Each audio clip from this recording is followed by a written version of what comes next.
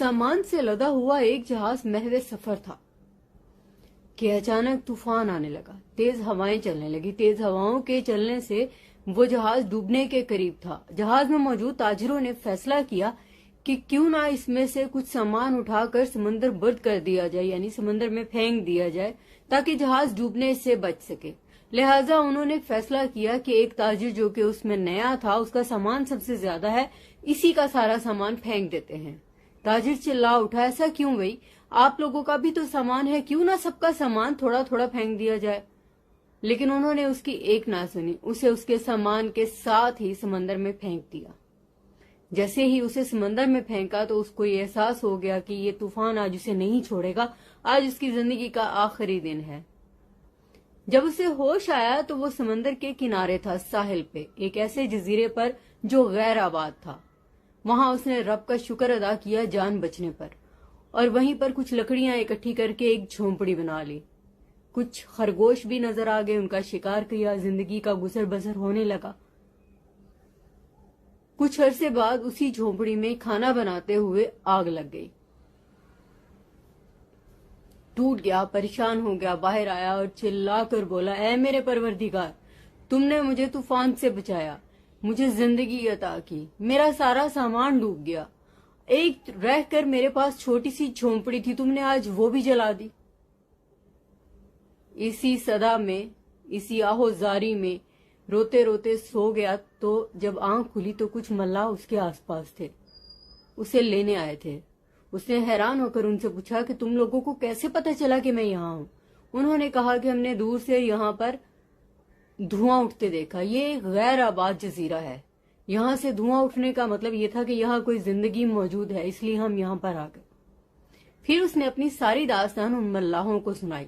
मल्लाहों ने जब दास्तान सुनी तो कहा कि जिस जहाज से तुम्हें फेंका गया वो जहाज कुछ ही आगे जाकर डूब गया, गर्क हो गया, उसमें से कोई भी नहीं बचा।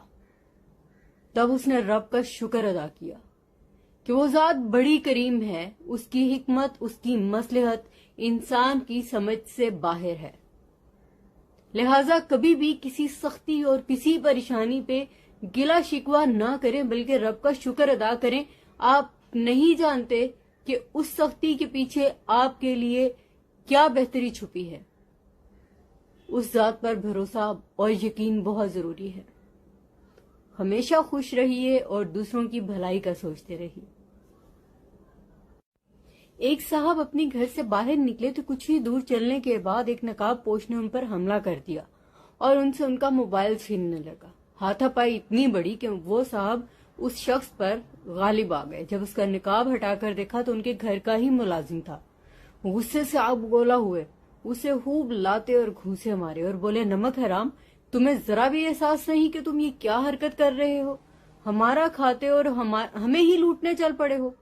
तो वो बंदा झुंझलाहट में फौरन बोला, मैंने कोई नमक हरामी नहीं की, आप मुझे मत मारिए, ये जो कुछ मैं कर रहा हूँ बेगम साहबा की कहने भी तो कर रहा हूँ, उन्होंने मुझे हुक्म दिया है कुछ भी करके आपका मोबाइल आपसे छीन लाऊं। तो जनाब, अपने घर में जब हो तो अपनी फैमिली को टाइम दें, कहीं ऐसा ना हो ऐसा वक्त आप पर भी आ जाए और बेगम कहीं शक को शुबे में शिकार होकर आप पर ही हमला करवा दे। जो वक्त फैमिली का है वो फैमिली को दीजिए।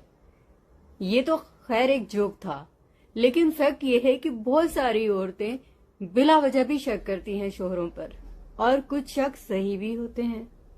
तो जनाब, खुद भी बचिए और बेगम को भी भटकने से बचा लीजिए। उसका बेहतरीन तरीका ये है कि आप घर के काम में और घर की चीजों में दिलचस्पी लीजिए, ना कि घर में आने के बाद फोन पर चिपके रहें। बड़ी ही बदबख्त और बेवकूफ है वो औरत जो अपने शोहर की बुराइयां, शोहर के ऐब मुआशरे में अपनों के सामने या गैरों के सामने बयान करती है। बल्कि कई औरतें तो मिर्च मसाला लगाकर बयान करती हैं और एक बदकिरदार मर्द की बीवी कहलाती हैं। खुशकिस्मत है वो औरत जो अपने शोहर के ऐब पे पर्दा डालती है, उसकी अच्छाइयों को भी अच्छे अंदाज से बयान करती है और उसकी बुराई कभी भी मुआशरे के सामने नहीं आने देती, उसका कोई ऐब किसी के इल्म में नहीं लाती और एक बाइज्जत बाकिरदार मर्द की बीवी कहलाती है। دونوں عورتوں میں فرق یہ ہے کہ ایک عورت معاشرے کے سامنے اپنے شوہر کو گندا کر کے سمجھتی ہے کہ وہ مظلوم ہو گئی ہے اور اسے اس طرح بہت ساری ہمدردیاں ملیں گی. وہ نہیں جانتی کہ اس طرح بہت سارے بھیڑیے اس کے پیچھے رہیں گے، اسے عزت دینے کے لیے نہیں، اسے نوچنے کے لیے. جبکہ دوسری عورت باکردار کہلاتی ہے، بڑے ہی باعزت انداز سے معاشرے میں چلتی پھرتی ہے، کیونکہ اس نے معاشرے میں اپنے شوہر کا جو چہرہ پیش کیا ہے، کسی کی ہمت نہیں ہوتی کہ اسے ہاتھ لگا سکے.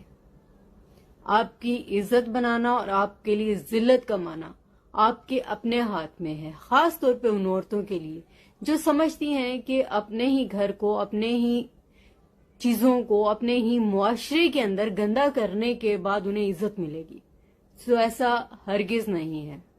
ان کی بات سنی جائے گی، مانی بھی جائے گی، لیکن ویسی عزت نہیں مل سکتی جو اس عورت کو ملتی ہے جس نے اپنے شوہر کی عزت بنائی ہو.